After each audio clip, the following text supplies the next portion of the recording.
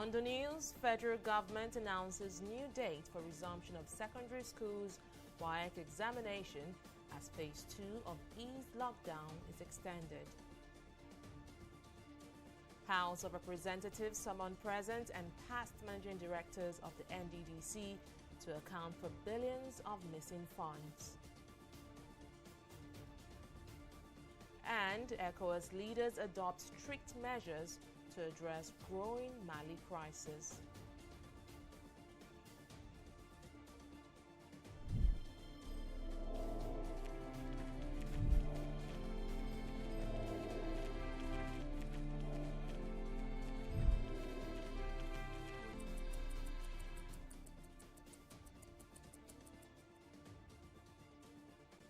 A warm welcome to News Now. I am Fidelia Aguncha. After weeks of back and forth, the federal government has agreed that Nigerian students will take part in the forthcoming West Africa Senior School Certificate examination. But the examination will not start on August 4th as earlier announced by the Commission, but will commence on August 17. These are part of resolutions reached at a virtual meeting between the Federal Ministry of Education, Commissioners of Education from the 36 states, the Nigerian Union of Teachers and UT, proprietors of private schools, and chief executives of examination bodies.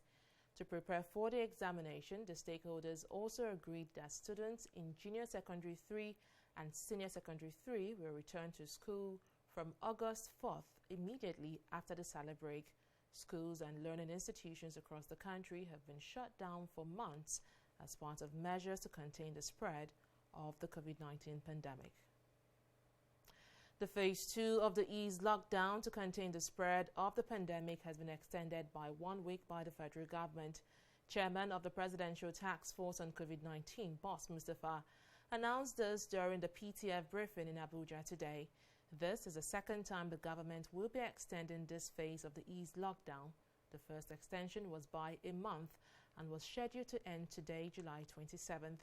The federal government has been gradually easing the lockdown imposed to contain the COVID-19 pandemic, lifting lockdown imposed in major sectors. Well, the number of confirmed coronavirus infections globally has surpassed 16 million and has grown by more than 1 million in the space of just 4 days.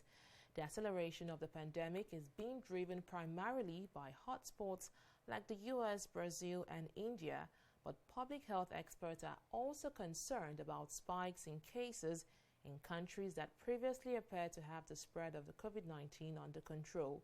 In the past 24 hours, both the US and Brazil have reported 55,000 new infections, while India has topped 50,000 infections in 1 day for the first time. But it is fresh spikes in places like China, Australia, and Europe that point to the extreme difficulty of keeping coronavirus under control. In China, the National Health Authority reported 61 new cases on Monday, which is the highest daily increase since March. 41 of the new cases are located in the northwestern province of Xinjiang, but authorities have not revealed the origin of the outbreak there. But the situation is not so bad in Nigeria, where 555 fresh cases of the coronavirus has been reported in the last 24 hours. The cases confirmed by the Nigeria Center for Disease Control and CDC were recorded in 17 states and the Federal Capital Territory, Abuja. It brings to 40,532 the total number of positive cases recorded so far in the country. Lagos State remains the epicenter of the virus in Nigeria, with over 14,000 confirmed cases, of which a little above 2,000 have recovered. Overall, 17,374 people have been successfully treated in the country, while 858 deaths have been recorded. Well, the World Health Organization has urged countries to adopt comprehensive strategies based on local knowledge to halt the spread of the growing pandemic. WHO Emergencies Director Michael Ryan said while border closures and travel restrictions remain an important preventive measure, it is not sustainable. The global health body noted that the greater difference will be made with a wide range of other measures to detect and break chains of transmission. We do believe that it is possible to identify and to minimize the risks associated with international travel. And that begins, obviously that's between governments in terms of what the policies are for the movement of people between one country and another, and then it is about how do you de-risk, or how do you take the risk out of that process by ensuring that sick people don't travel, by having the proper health checks along the way, that when people arrive in a second country that they're monitoring their symptoms, or whatever they're implementing, whatever the rules of that country are. It is difficult to get those travel measures absolutely right. You can open up and then have to shut down, and then open up and have to shut down. And some people say, well, better to stay shut because that's more consistent. But it's also not making any progress. So how do you make progress with opening up national and international economies? How you do that in a way that's least risky, but how do you do that in a way that you can pull back if you need to, slow down or reverse? And that's the conundrum we're facing, both in terms of national travel and international travel at the moment. But continuing to keep international borders sealed is not necessarily a sustainable strategy for the world's economy, for the world's poor, or for anybody else. So we really do have to make progress on beginning to do that, but do it in a way that is least risky. And we're working very closely with member states on that. We're working with the travel industry and others. The Attorney General of Ekiti State, Wale Fakmonda, has joined the list of COVID-19 patients in the southwestern state. Fakmonda, who confirmed his status in a tweet on Sunday night, is the second top personality to be infected in the state. The state governor, Kayode Fayemi, last week announced that he has tested positive for the virus and has gone into isolation, handing over to his deputy. Fakmonda has also done the same, asking the Solicitor General of the state to take charge of all legal matters in his absence. As of July 26, 113 people have been confirmed positive for COVID-19 in Ekiti State, out of which 55 recoveries and 2 deaths have been recorded. Let's take a break here, but still to come. Army chief visits wounded soldiers undergoing treatment in Kaduna State, assures them of improved welfare.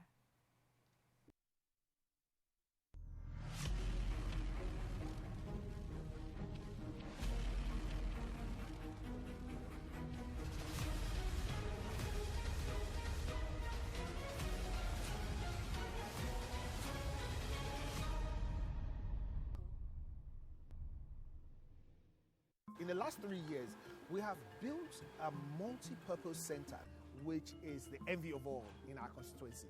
And I can tell you that the people who are living there are already enjoying it. Guy, do you think what this man just said is true? See, I seriously doubt. I'm sure it's one of those their silly lies. And wait, do you know there's a way to find out if these things he's saying is true or not? This is the Construct app. It gives people like us a sure way to track implementation of constituency projects. It gives valid and verified information on location of projects, amounts allocated, amount funded, the level of job done, and even the profiles of concerned legislators. You and I can post directly on this app. Are you serious? This is the Go-To app if you want to know how our Commonwealth is being expanded by the government. Wow. Let's even see if what this man said is true. Show me. The Construct app is developed by Other People Nigeria with support from USAID and is available on both Google Play Store and Apple Store. And it's true. Of course, I told you. Welcome back. Here are some of our top stories tonight. The federal government has agreed that Nigerian students will take part in the forthcoming West African Senior School Certificate examination coming up on August 17th. At a virtual meeting of stakeholders held earlier today, the government announced that schools can reopen from August 4th, but only graduating students in senior and junior secondary schools will be allowed to attend. The phase 2 of the eased lockdown to contain the spread of the coronavirus pandemic has been extended by 1 week. The extension means that overnight curfew and ban on entertainment centers still remain in place. We also told you that the number of confirmed coronavirus infections globally has surpassed 16 million and has grown by more than 1 million in the space of just 4 days.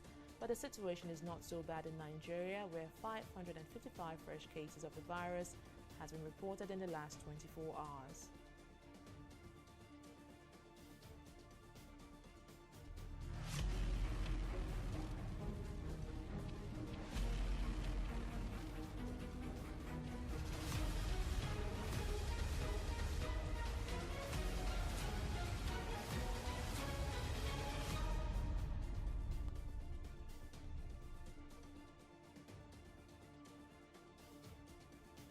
Amid ongoing probe into the spending and mismanagement of 81.5 billion naira by the management of the Niger Delta Development Commission, the House of Representatives has summoned all serving and former heads of the commission to appear before it.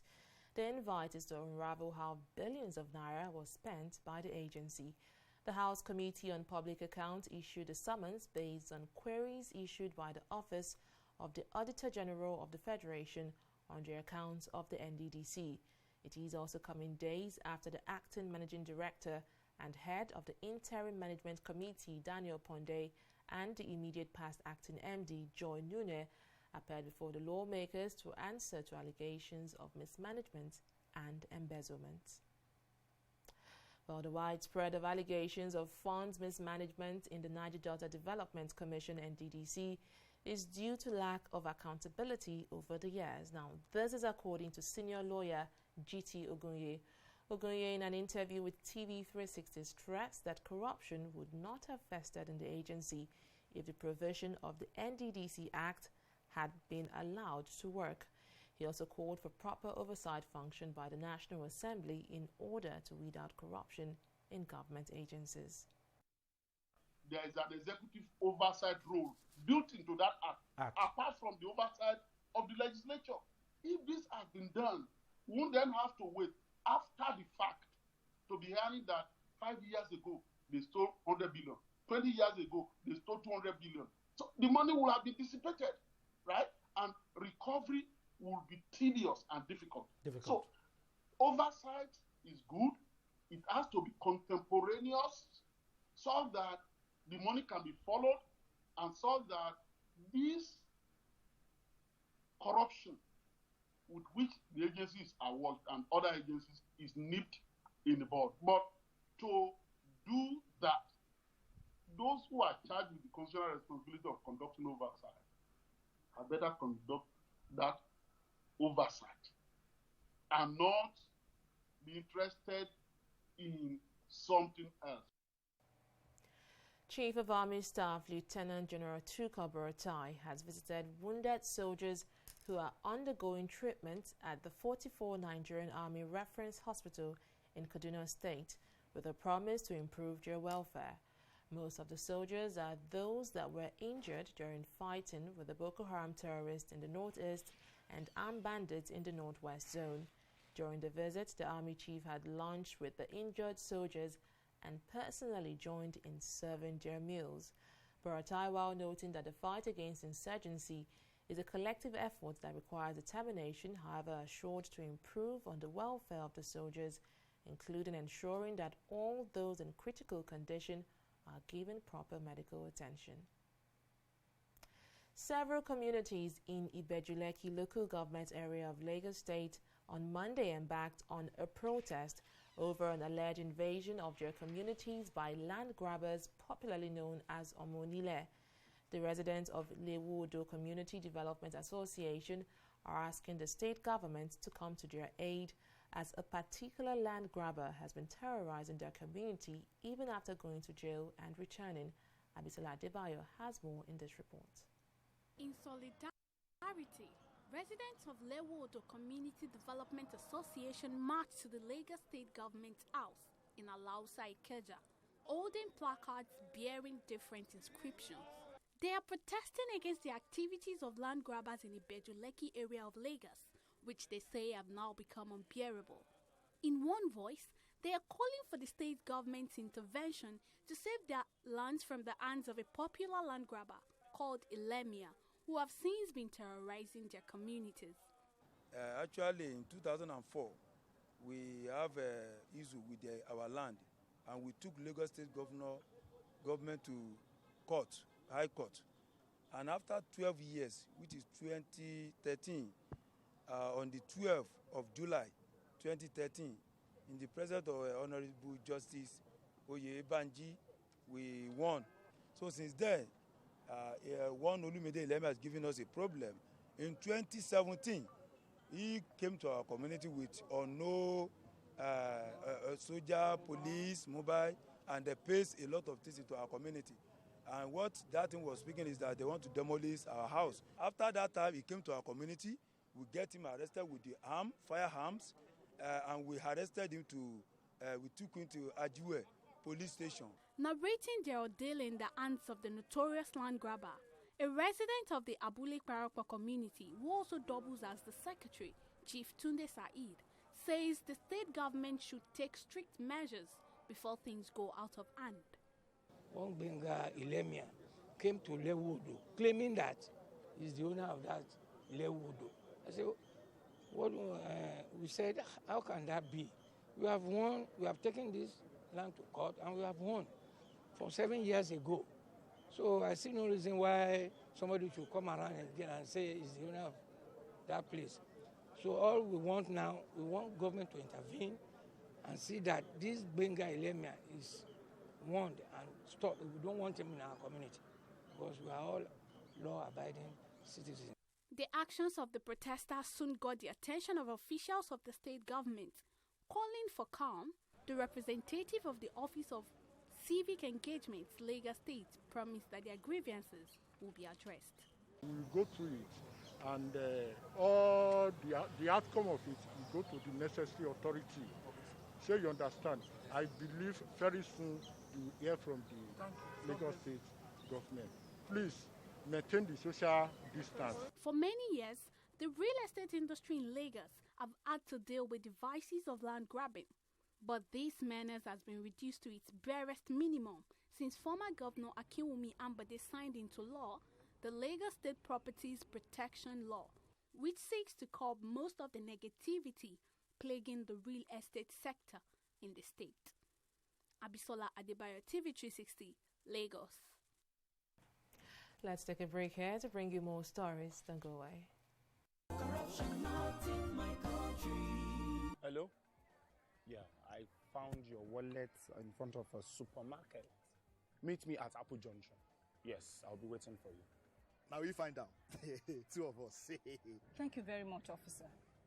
You know, it's surprising that men like you still exist in the police force. Yes, oh, yes. This is just a token of my appreciation. Oh, no, you don't need to do this. We are only doing our job.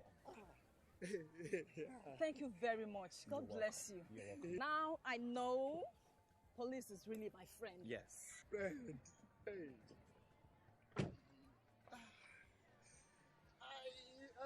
Which came out with this one? I don't understand. You know your problem. You are greedy. I'm a policeman who is doing his job. All forms of corruption in the force. Not in my country. Corruption not in my country.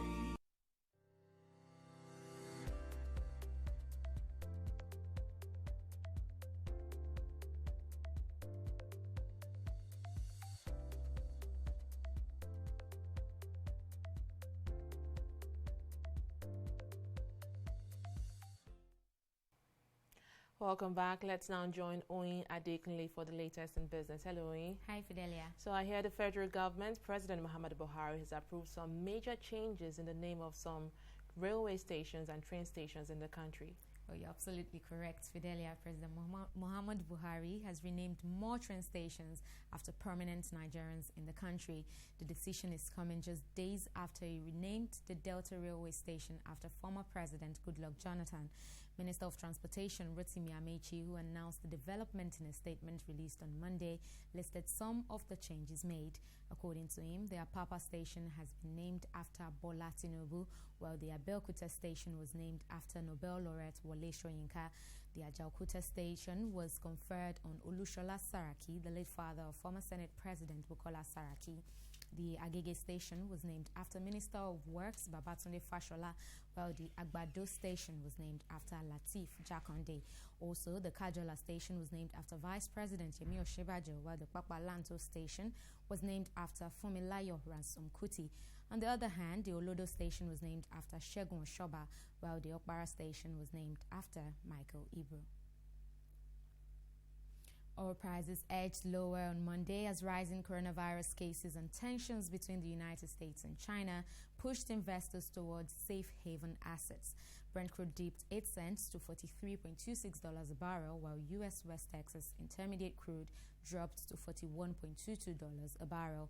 The fall in oil mirrored moves in broader financial markets in Asia amid concerns about escalating tensions between the world's two biggest economies following the closures of consulates in Houston and Chengdu. Let's take a pause here and return with stock market review. Don't go away.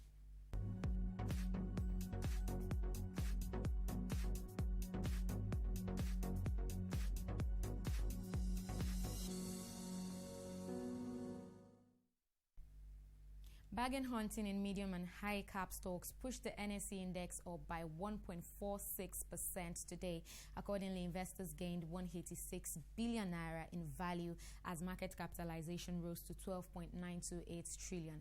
And investors hunted bargains and stepped up demand for value stocks across major sectors of the economy, led by Dangote cement shares. Of course, Guarantee Trust Bank follows as the second best performer with a 1 naira 65 kobo price gain. WAPCO and Zenith Bank also saw increase in the value of their share prices today. However, market breadth remained negative with 15 gainers and 19 losers, led by Seplat and CAP PLC. Julius Berger and Berger Paints also saw a combined 1 naira 65 kobo decline in the value of their share prices. And in summary, slight difference was recorded in terms of activity level today. Volume of shares reduced from 174 million units in previous session to 169.9 million units of shares, and that was worth 2.3 billion naira. And moving on to the foreign scene now, see that aviation sector dragged FTSE index down. Dow Jones edged higher as trading opened for the week, but unfortunately Nikkei fell further on concerns over US-China tensions. And that's it on business. It's back to you now, Fidelia. Thank you very much, Oyin, for that update. Let's now move to the foreign scene. Leaders of the Economic Community of West Africa States, ECOWAS, have called on the 31 parliamentarians holding controversial seats in Mali to resign. This was one of the resolutions reached by the ECOWAS leaders at the end of their extraordinary meeting held virtually on Monday. Briefing journalists after the meeting, Nigeria's President Muhammadu Buhari and Minister of State for Foreign Affairs Zubairu Dada said the resignation of the parliamentarians will pave way for by-elections, and pending these by-elections, the parliament will operate with the 116 remaining members. The leaders also called for the release of the opposition leader who was abducted by unknown gunmen sometime earlier last month.